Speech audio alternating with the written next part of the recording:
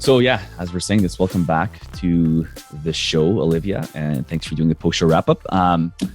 And welcome to all these supporters. Thanks for being part of this. Really appreciate everyone that does that. It really keeps the show going alive, and getting to get some great content like this out there for you all. And if you're not aware, if you've joined and done all this stuff and you're not aware, just know that you have access to the ultimate guide for graphic design now, as being a supporter, and you have access to a consult as well if you haven't reached out for that. So you can reach me at eric@thesubscriptionboxshow.com for those items, and I'd be happy to get those over to you. Okay, so do you want to start with questions? Sure. Okay, let me just pull up. Oh, and I see Cooper's on the deck now. Christine, if you want to, do you want to grab him for me, please? Thanks. I'm not sure where Casper is, but Cooper's on the deck now. Cooper's the big male, and Casper's the female. Okay, so here's Big Coops. Oh my God, this is Cooper? Cooper. Hi, Cooper. Oh my gosh. I love orange cats. They're always so cuddly. Yeah. Always the cuddliest. Yeah, this guy loves to be on a shoulder. Like I can walk around with him, just like he'll just sit on my shoulder and just kind of hang out. So oh my gosh. Hey buddy, what do you have to say? Oh my gosh, I love him. Oh my gosh. Okay, Cooper. He's so cute. Yeah, he's really nice. He's a nice cat. And it's like he's always been, for every kid, like they'll just, how kids are, like they're not exactly as eloquent on grabbing the animals, and he just lets himself hang there and doesn't never sweet. Bites or whatever. It. Yeah.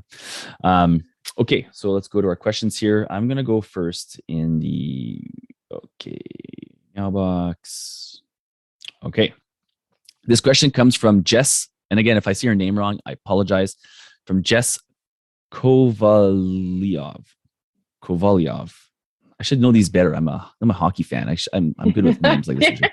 Okay. So it looks like she owns Pocket Pet Pouch. So her question is, I'm just going to read it and then we'll see if we can get the questions out of it. Where does she source her products from? Does she reach out to companies, or do they reach out to her? I own Pocket Pet Pouch for hedgehogs, and sometimes it's hard to find products. And then she puts in parentheses, hedgehogs love cat treats and toys as well. And then she continues, also, does she have anything manufactured for her brand? Ooh, yes. Okay, yeah, definitely questions that I asked at the beginning of my business is where the heck do I get all this stuff from, or do I get it made? So at the beginning of the business, we were purchasing product that was already manufactured. So we weren't at the volumes where we could ask for product to be made. But what I learned was that I was actually wrong about that. And that if you approach the right business, the right size business to make something for you, you can get them in smaller quantities. And we still work with small companies and hand makers who can make something for us in quantity of a dozen, or we can ask for 10,000. So it just really depends on who you're approaching. You have to have that conversation, obviously, about like what you're looking for, the partnership that you're trying to build. But yeah, so at the beginning, we did purchase pre-made product. There are pet trade shows that you can attend where manufacturers display the products that they're making. Is there a pet trade show off the top of your head that you could? Yeah, there's two main ones that happen in the US, and it's for everyone to attend. One is actually happening right now in Orlando, and that's called Global Pet Trade Show. And then the other one is called Super Zoo. That one happens in August, I believe, in Las Vegas. Cool. So two very big shows that have huge manufacturers who make product overseas, who make product locally. And also there are areas of that show where it's smaller manufacturers and hand makers, small businesses as well. So it kind of covers all the bases. For us, it was challenging to find cat specific product. There's a lot of dog product out there. So I imagine for hedgehog, it's going to be challenging. But one thing that I've learned to do is if I see a type of product that I like, that maker can probably also make it for cat. So That's if right. You see someone who's making dog or cat products, they could probably make you something for hedgehogs. Cool. If you can't attend the show, one of my other tricks is to go on the show website and just take a look at the list of all the manufacturers. and brands who will be attending as a vendor. And usually the contact information is on there as well if you want to get a hold of them if you can't go to a show. Looking on Etsy is another really good way of getting product, both pre-made or custom made for you. But I think the real sort of like flexibility and options happen when you're at a volume where you can order a lot of stuff and you can ask for exactly what you're looking for in terms of like your, for hedgehog or, for us for cat with the different styles and price points. Yeah. And I would just add to that and kind of like double down on what you were saying in the beginning. I'm not too sure where your business is at, Jess. Mm-hmm. But if you find a local maker, even in wherever you're living, a city or a couple of states down or province, wherever you're in Canada and the States, if they're making, treats or pet stuff for dogs or cats, they could probably just make it one for, like you said, for hedgehogs, right? It doesn't, just because there might not be, it's hard to find that specific, you're trying to Google people who make hedgehog stuff. Well, maybe they don't make hedgehog stuff. They might make dog stuff, but they could probably make hedgehog stuff, just kind of like make it work for whatever you need specifically for that. And you can let them know. As a maker, they're probably pretty flexible. So thanks for the question, Jess Kovaliov. Again, sorry. We appreciate that question. The next one comes from Jenny Piper, another supporter of the show. Thanks, Jenny. She says, what have been your biggest challenges as you've grown? That's some packs a punch, that one, but maybe touch on a few things. Yeah. Some of the biggest challenges. Yeah. As you're growing, right? Because it's one thing once you're starting to grow, it's fun, but there's challenges involved in that as well. Yes. One of the challenges, as we grow, is that it's both a challenge and a great pleasure. Your team grows. So, the culture of your company will evolve as you bring in key people onto your team.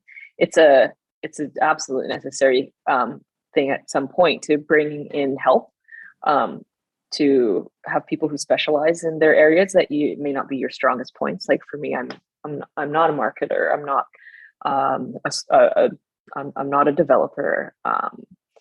You need to bring people in who that is their specialty and that's their passion. And so it'll become a challenge to just make sure that you're taking care of everybody's like growth within the company, their needs, while still focusing on the business at hand. So that being said, though, as well, if you know that people management isn't your strength, then that is potentially a position that you can hire for as well, is to have someone take care of your people. So yeah, as much of a challenge as that is to manage each individual person's goals and expectations within the company, it's for me, it's one of my favorite things as well. Okay, that makes sense. Yeah, I mean, there's no shortage of challenges, I'll just say, when it comes to growing. It's one of many. yeah, for sure. So just, that's why sometimes slow growth is actually good. So thanks for the question, Jenny. Okay, so let's move over to, we still haven't seen Casper. I'm hoping to get Casper up on the screen here. I was hoping to have both of them actually. But, I'd love that. And actually then a screenshot. I'm like, Christine, come do a screenshot. Yeah, and then that'll be the thumbnail for the videos, whatever. Where's those cats? Okay, so while we keep looking for Cooper and Casper, partnerships. Do you guys? So I was thinking like, okay, like partnerships. Like I'm talking more like like maybe partnering with another subscription brand. Maybe it's a supplier. Do you guys do any of that stuff? Yeah, actually, so one of the partnerships that we're focusing on lately is so every month our box is a different theme. And so we want to partner with a brand that aligns with the theme, but not necessarily, it could be another subscription box, it could be a supplier. But for example, this month our theme is Pacific Northwest. And so we are looking for a brand that's like very recognizable Pacific Northwest. And one of the brands that came to mind, a friend of mine, her company is called Vessi. So they do like the footwear that's waterproof and like rainproof, very big in Vancouver, obviously because it rains naturally here. Yes. And so we reached out to them and partnered with them just recently to do a contest on across our social media channels for a giveaway for a pair of waterproof shoes along with the Pacific Northwest box theme. And people loved it. the winner gets a free pair of shoes and a 3-month subscription. And we get to collaborate with a really cool brand. And then our audiences get to be introduced to another brand that they might not have seen before. So shoe brand, subscription box for cats might not sound related, but when the themes align, it's great. And then we have a new relationship with another brand and vice versa. So it's kind of a win-win for everyone involved. You introduce the brands to new audiences, right? It's like, I've never heard of this shoe company. I've never heard of this cat thing. And like, there's going to be a percentage of those people that have cats, and a percentage of those people that have cats that also want waterproof shoes or whatever. So it's exactly makes sense. Yeah, exactly. You got to think outside the box. That's brilliant. I love it. So I would just double down. Same thing. Think of like things like that. Might not just be for us mom and baby related, but could be something like a shoemaker or whatever. Like just think of something like and reaching out. Is there tricks to reaching out? How do you guys? And keep in mind, you're a big company, but for someone who's maybe not as big, is there a good way for them to maybe reach out to these companies to partner? Yeah, absolutely. So again, similar approach is show up as yourself, and it might be challenging to get a hold of someone from, let's say your social media account has 5,000 and you're looking at an account that has like 5 million. I mean, yes, absolutely. Send a DM, find a way to message them and explain who you are and sort of what your idea is. But I would sort of go through a range of different sized accounts, but always approaching them with the same sort of idea, saying, hey, I'm Olivia, and this is what I did at the beginning. I'm Olivia, I have this idea and it's called Meowbox, and I love how you represent your brand on your social media.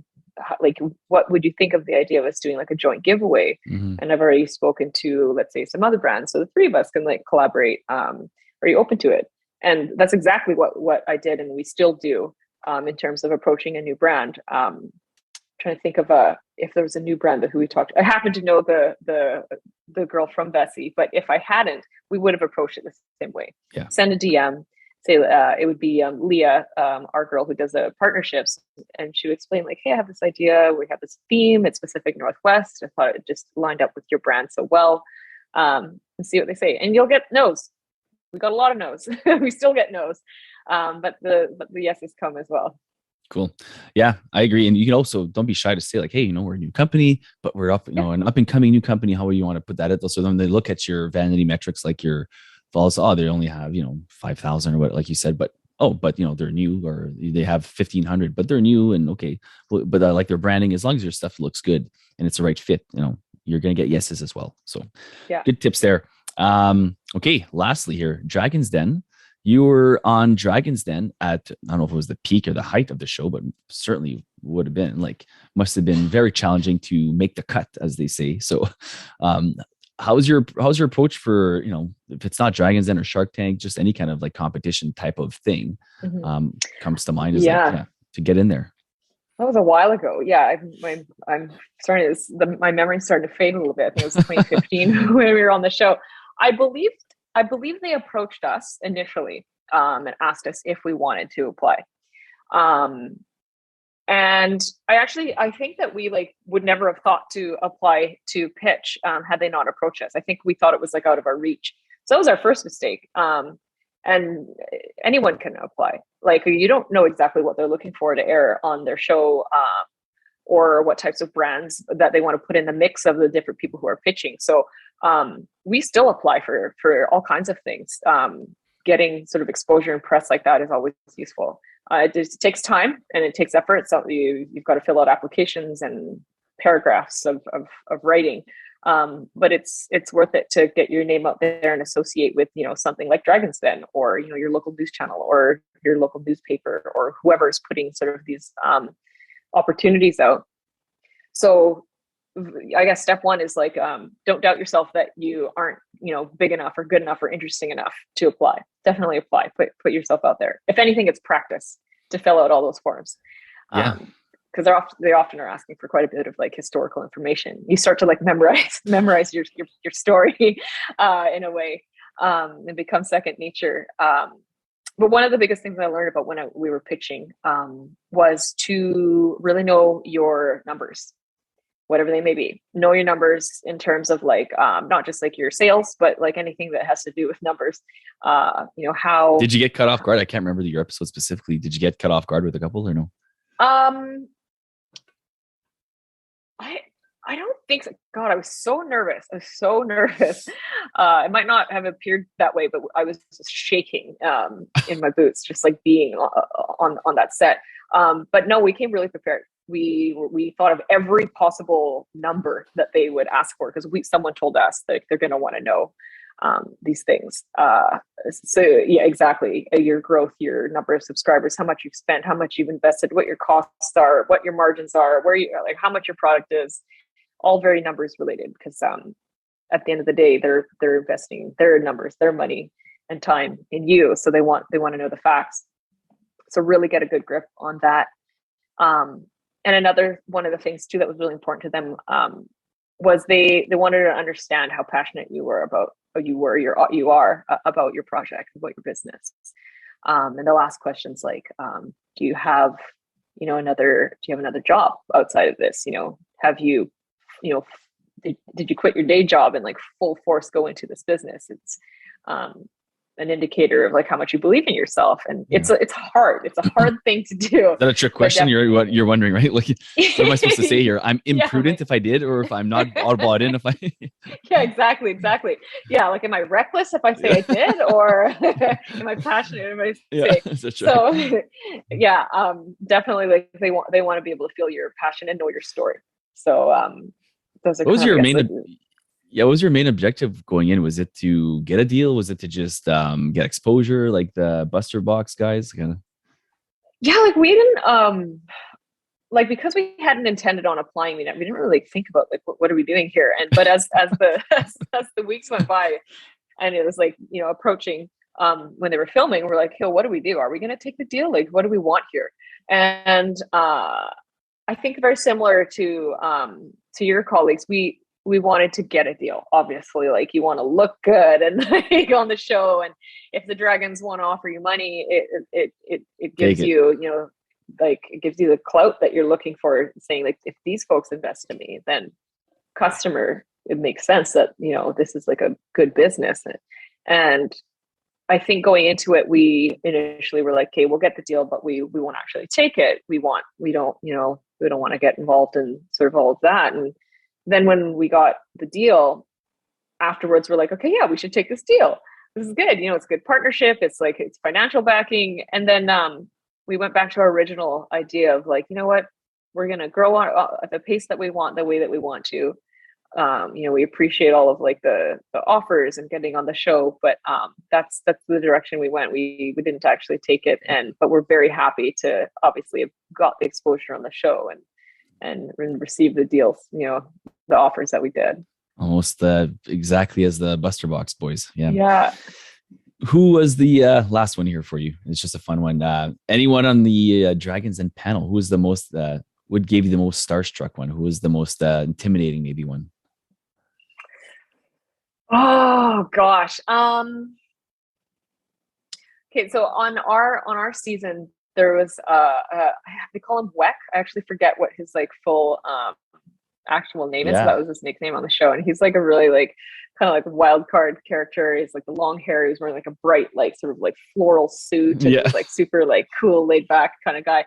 And yeah, I thought it was just like so cool, to have like a really like fun attitude, but still be, like on a show like this and like wanting to, support businesses like ours. I'm like, that guy's cool. He's like, he gets entrepreneurs. Yeah. And then when he was, part of he was one of the, I think, 4 who offered a deal. I was just like honored. I'm like, cool guy like you likes my stuff. That's awesome. Right on. Okay. Well, that will, I think that does it. I haven't, I got Christine to go look for Casper. We can't find her, so I'm gonna have to Photoshop a picture of her. Me holding my. That's what we'll do, Christine. I'm looking at her right now. Like, I'll Photoshop my 2 cats. Yeah, more work for you. She's like, no, nice try. Well, thanks for doing this post-show wrap up. We went a bit longer than I would have. So I want to be respectful of your time, but thanks for doing this. I know everyone appreciates it. It's kind of a fun way to wrap up the show. So, And might as well do this right here live on the post show exclusive. I want to send a box to your did you say it was your marketing manager? She's going on mat leave. Oh yeah, Katie. Well, that's my target market. So Katie, yeah, maybe after this, I'll email you and I'm going to get Katie's address or even just your address. And if you want to give it to her, however that can, what's the best method of doing that? Let's get her a box. So sweet of you. Yeah, for sure. So, okay. Well, thanks for doing this. Appreciate you as always. And always fun talking subscriptions with you. Absolutely. And I'm really looking forward to meeting you in person at the show in Orlando. Yeah, likewise. Okay, well, bye for now. Cheers. All right, sounds good. Olivia, bye. Bye.